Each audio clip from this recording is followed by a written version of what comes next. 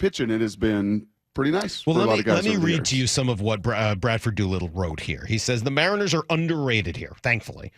I think, as the FIP challenge dossiers of Gonzalez and Flexen don't fare well in the forecast machinery. They should be better than this, but in the meantime, a big four of Castillo, Ray, Gilbert, Kirby is as exciting a rotation foundation the Mariners have had for at least the past decade. So at least his writing sort of helps a little bit.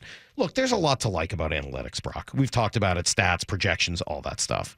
They help us predict the future. That's the goal, right? They're trying to tell us more about what we're seeing and whether or not it's sustainable. And it helps teams make decisions to the best of their ability and make the most educated guesses they can make on players. Mm-hmm. But any look at the Mariners rotation that has them 18th is not all that helpful. Yes, it's park adjusted. I'm sure that's part of it. But they've got a legit ace, 3 number 2s, and I don't care how bad the projections think Flexen and Marco are both going to be. That's a top 10 major league rotation.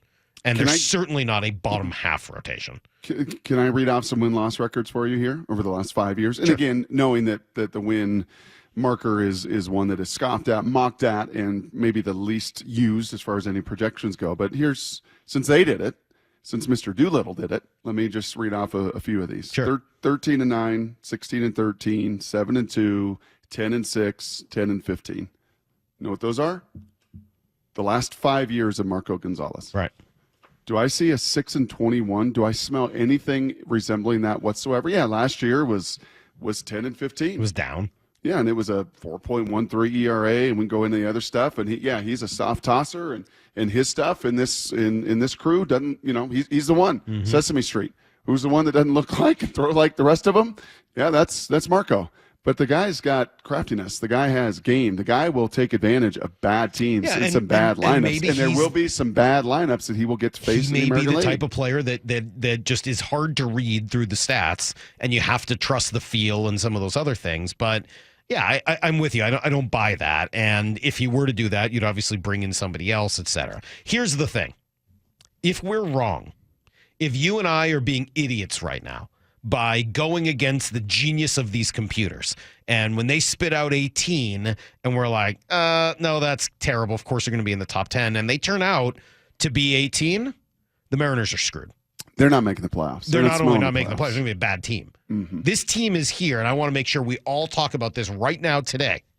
The Mariners are where they are and will go where they go because of pitching.